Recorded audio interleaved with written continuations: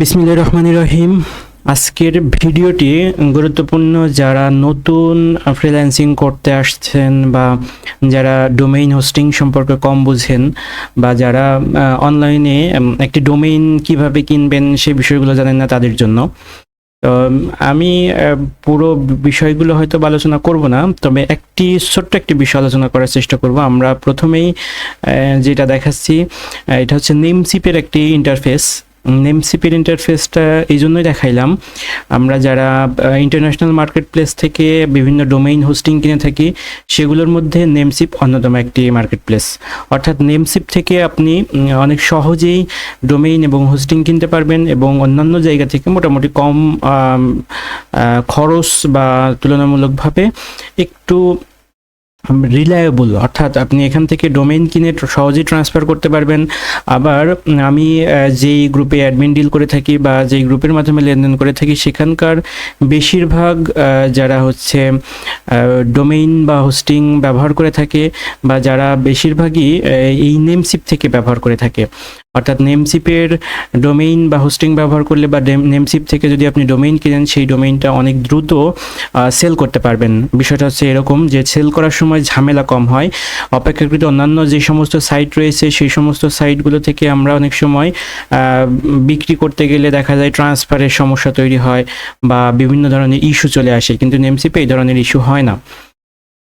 আপনি নেমসিপ থেকে সহজে একটি অ্যাকাউন্ট খুলে নিতে পারবেন। নেমসিপে যেমন আপনি যদি মনে করেন যে নেমসিপে একটি অ্যাকাউন্ট খুলবেন, তো এইখান থেকে আপনি আমি তো এখানে লগ ইন করে ফেলেছি, তবে আপনি এখান থেকে একটা রেজিস্টার করলে অটোমেটিক্যালি সহজে একটি রেজিস্টার হবে এবং ইমেইলের মাধ্যমে এটা ভেরিফিকেশন করতে হবে। তো গুরুত্বপূর্ণ যেই বিষয়টি, নেমসিপের অ্যাকাউন্টে অনেকেই অ্যাকাউন্ট খুলতে পারেন, তো সেই খোলার পরে সেটিকে একটু ভেরিফিকেশন করতে হয় বা প্রোফাইল করতে হয়। এই দেখুন নেমসিপের যে ইন্টারফেস রয়েছে, এখানে আমার অ্যাকাউন্টে $86 শো করতেছে।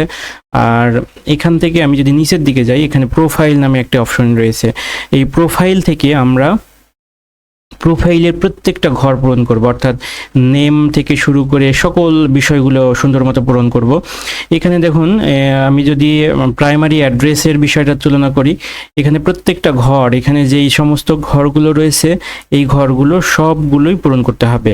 আমরা অনেক সময় এখানে দেখুন স্টার মার্ক যেগুলো দেওয়া রয়েছে, first name, last name, address, state and provident, city, zip, postal code, তারপরে কান্ট্রি, এই সমস্ত বিষয়গুলো এবং নাম্বার, এই সমস্ত বিষয়গুলো সুন্দর মতো পূরণ করতে হবে। এখন আপনি ভুল তথ্য দেন অথবা যে কোনো দেন, ওই ঘরগুলোকে অবশ্যই পূরণ থাকতে হবে। বিষয়টা হচ্ছে এইরকম। তারপরে আপনি একটি ডোমেইন চুজ করলে বা ডোমেইন অন্য কারো মাধ্যমে যদি কিনে থাকেন তবে আপনার অ্যাকাউন্টে সহজেই নিয়ে আসতে পারবেন। আর প্রোফাইলের কোনো একটি ঘর যদি পূরণ না থাকে সেই ক্ষেত্রে কিন্তু আপনি সহজেই ডোমেইন ট্রান্সফার করতে পারবেন না, অর্থাৎ ডোমেইন ট্রান্সফারের সময় আপনাকে সেই ঘরগুলো পূরণ করতে বলবে। তো বিষয়টা আমরা অনেকেই জানি না, যার কারণে আমি ভিডিওর মাধ্যমে শেয়ার করার চেষ্টা করলাম। আর এখান থেকে আপনি ডোমেইন সহজেই কিনতে পারবেন, যেমন হচ্ছে এখানে ডোমেইনে ক্লিক করলে ডোমেইন সার্চ করবেন, এখানে অ্যাকাউন্টে যুক্ত হয়ে গেলে সহজে কিনতে পারবেন। হোস্টিংয়ের ক্ষেত্রেও তাই, সাধারণত আমরা শেয়ার হোস্টিংটাই বেশি ব্যবহার করি, রিসেলার বা অন্যান্য হোস্টিংগুলো অপেক্ষাকৃত কম ব্যবহার করে থাকি। আজকের ভিডিওটা মূলত যারা নেমসিপের অ্যাকাউন্ট খুলতে পারেন না বা নেমসিপের অ্যাকাউন্ট কীভাবে ভেরিফাই করতে হয় সেটা দেখানোর জন্যই ছিল। ধন্যবাদ ভিডিওটি দেখার জন্য। আসসালামু আলাইকুম।